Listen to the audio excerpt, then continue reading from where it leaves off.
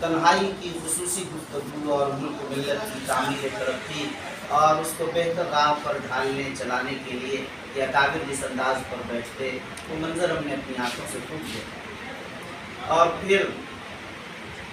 حضرت والا دام برکاتہم العالیہ یہاں تشریف رکھتے ہیں تو حضرت سے بھی جو محبت اور جو تعلق حضرت مانوی رحمانی صاحب رحمۃ اللہ علیہ فرماتے تھے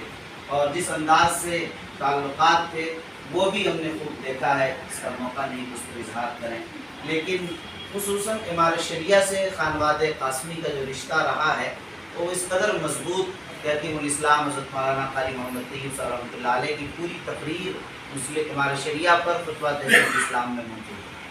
اور اسی طرح یہاں کے نقیب کی فائلوں میں باضابطہ یہاں کے قرآن میں جو امارت شریعہ پر تقریر فرمائی ہے اور اس کی ضرورت اور اس کی اہمیت پر جو آپ کا مفصل خطاب ہے وہ نقیب کے شمارے میں آج بھی چھپا ہوا ہے، جو لوگوں کے لیے اس طرح سے مصدر اور مرجع کا کام کرے۔ اور پھر حضرت مولانا محمد سالم صاحب قاسمی رحمۃ اللہ علیہ کا یہاں بار بار تشریف لانا، المعاد العالی کے افتتاح میں ان کی تشریف آوری، اور آج بھی اس کے پتھر پر آج بھی حضرت کا افتتاح کے موقع سے وہ نام لکھا ہوا ہے۔ تو ظاہر ہے کہ وہ ایک والہانہ محبت کے جب بھی بہار تشریف لاتے تو سمجھتے کہ ہمارے شریعہ ضرور تشریف مجھے لے جانا ہے، اور وہ تشریف لاتے تھے۔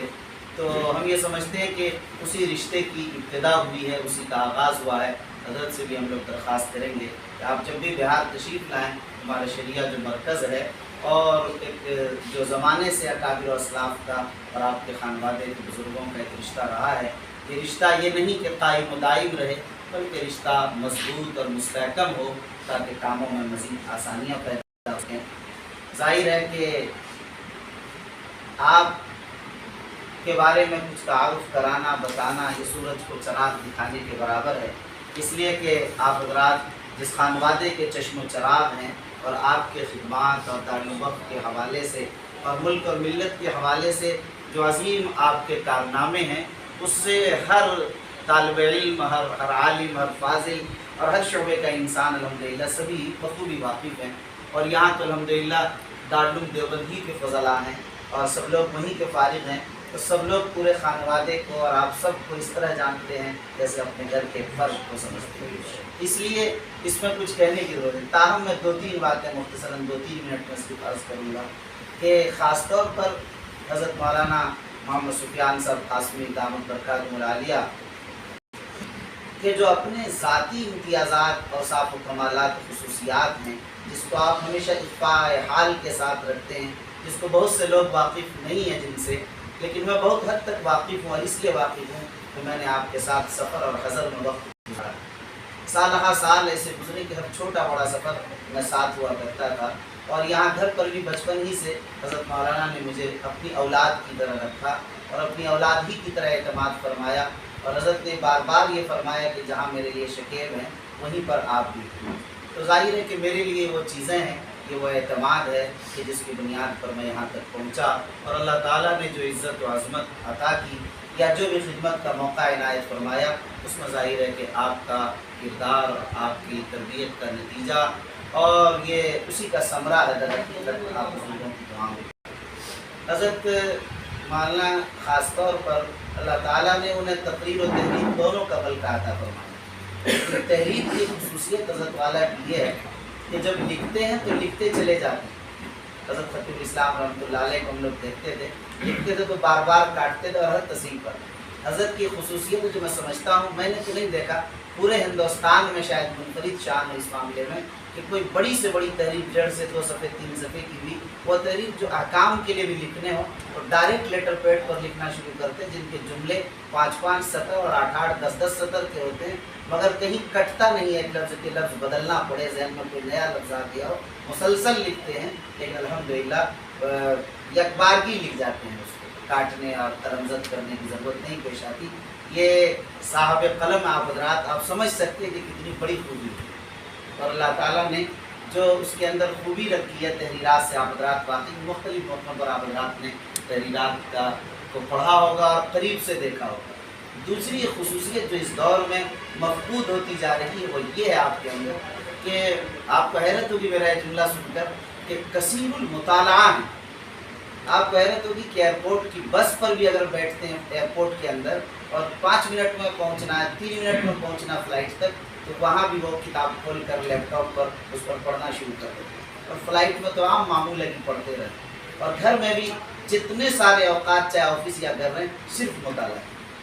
مختلف موضوعات پر آپ کا جو مطالعہ ہے وہ بڑا مضبوط مطالعہ ہے، کہ ہم سب کے لیے سبق اور پیغام ہے کہ ہمیں بھی اس انداز سے مطالعہ کرنا چاہیے۔ ایک تیسری چیز جو اس زمانے میں مفقود ہوتی جا رہی ہے وہ بھی حضرت والا کے اندر ہے، افراد سازی، یعنی اپنے چھوٹوں کو بڑا کرنا، بڑا بنانا اور ان کو موقع دینا کاموں کے لیے اور آگے لانا۔ یعنی افراد سازی کا جو ملکہ شفقت و عنایت کے ساتھ ہے وہ ایک بڑی خاص خصوصیت ہے۔ اور ایک چوتھی اور آخری خوبی جو میں حضرات کے سامنے ذکر کرنا چاہتا ہوں یہ کہ آپ نے اپنی زندگی میں ہمیشہ تواضع اور اخلاص ہوا۔ یہ دو بنیادیں ایسی ہیں کہ جس کی بنیاد پر اللہ تعالیٰ نے حضرت والا کو آج یہ مقام عطا فرمایا، اور میں سمجھتا ہوں یہ خاندانی میراث بھی ہے، تواضع اور اخلاص اور شرافت، اسی بنیاد پر بہرحال یہاں پہنچے۔ آخری ایک چیز اور مجھے کہنا چاہیے کہ دارالعلوم وقت دیوبند میں ایک زمانہ تھا کہ جب تنخواہیں نہیں ملتی تھیں، اور ایک زمانہ تھا کہ تعلیم کی صورتحال اور انتظامی صورتحال جس دور سے دارالعلوم گزرا ہے ہم سب واقف ہیں، لیکن حضرت مولانا کی جرأت اور عزیمت اور حوصلہ اور اللہ پر اعتماد اور توکل کا یہ نتیجہ ہوا کہ جب سے آپ نے اہتمام سنبھالا، حضرت رحمۃ اللہ علیہ کی حیات میں ہی جب سے آپ نے اہتمام سنبھالا، آپ نے ایک ارادہ کیا اور طے کیا کہ مجھے 1 تاریخ کو تنخواہ دینی ہے ہر حال میں، تو اللہ کا فضل ہے کہ یہ وہ دور تھا جس وقت بول رہے تھے ہم لوگوں کو یقین نہیں آ رہا تھا، 5-5 6-6 مہینے کی تنخواہیں رکی رہتی، کیونکہ یہ ادارہ اس انداز سے قائم ہوا کہ شروع ہی سے 150 کارکنان تھے، شروع ہی دن سے 150 کارکنان اور 100-150 تنخواہ تو جاری رہی چاہے طلبہ کتنے بھی رہیں، تو لیکن آپ نے جب سنبھالا 5-6 مہینے کی تنخواہ رکی تھی، آپ نے کہا آج سے مجھے 1 تاریخ میں تنخواہ دینی، اور پھر کبھی نہ بنی۔ حضرت فرماتے تھے کہ کبھی آخری تاریخ آ جاتی تھی، ذہن پر زور تو ہوتا تھا لیکن اتنا زور یہ یقین رہتا تھا کہ 1 تاریخ سے قبل پیسے آ جائیں گے جہاں سے، اور اللہ کا فضل وہ ہوا اور ادارہ ان حالات سے نکلا، اور آج الحمدللہ دارالعلوم وقف کا استحکام، اس کی ترقی، اس کی مضبوطی، اس کی علمی اور فکری تربیتی جو شہرت پورے ملک نہیں بیرون ملک میں ہو رہی ہے وہ ہم اور آپ سب بخوبی واقف ہیں اور دیکھ رہے ہیں۔ اس میں اگر میں نام نہ لوں آپ کے صاحبزادے گرامی قدر محترم مولانا ڈاکٹر محمد شکیل قاسمی صاحب جو نائب محتم ہے دارالعلوم وقف دیوبند کے، تو انہوں نے اپنی مکمل محنت اور اپنی مکمل صلاحیت اور طاقت دارالعلوم وقف کی ترقی و استحکام کے لیے لگایا۔ وہ صبح آتے ہیں تو رات کے 10 بجے ہی گھر جایا کرتے، بیچ میں تھوڑی دیر کے لیے آرام کے لیے گئے، تو اس انداز سے انہوں نے اپنے آپ کو وقف کیا، لگایا، تو الحمدللہ آج یہاں تک یہ ادارہ پہنچا ہے۔ بہرحال یہ سارے خدمات جو آپ کے ہیں اس کی ایک جھلک میں نے آپ کے سامنے پیش کی ہے۔ دعا فرمائے کہ اللہ تعالیٰ حضرت والا کی عمر میں برکت عطا فرمائے، اور حضرت والا کے خدمات اور کارناموں میں مزید ترقیات سے سرفراز فرمائے، اور حضرت کی اس آمد کو ہم سب کے باعث سے برکت بنائے۔ اب ہم نہایت ہی ادب و احترام کے ساتھ حضرت والا سے درخواست کریں گے کہ یہاں ہمارے شریعہ کے قائم مقام ناظم قاضی شریعت، صدر مفتی، مفتی ہمارے شریعہ، نائب قضات اور نائب مفتیان اور ادارے کے تمام ذمہ داران کو یہاں جمع ہیں، ہم تمام کے لیے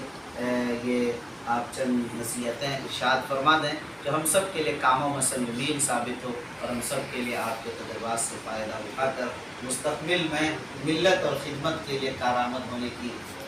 لائق ہم لوگ بن سکیں، اور دعا فرمائے کہ اللہ تعالیٰ ہم سب کے یہاں جمع ہونے کو قبول فرمائے۔ آمین۔ وآخر دعوانا الحمدللہ۔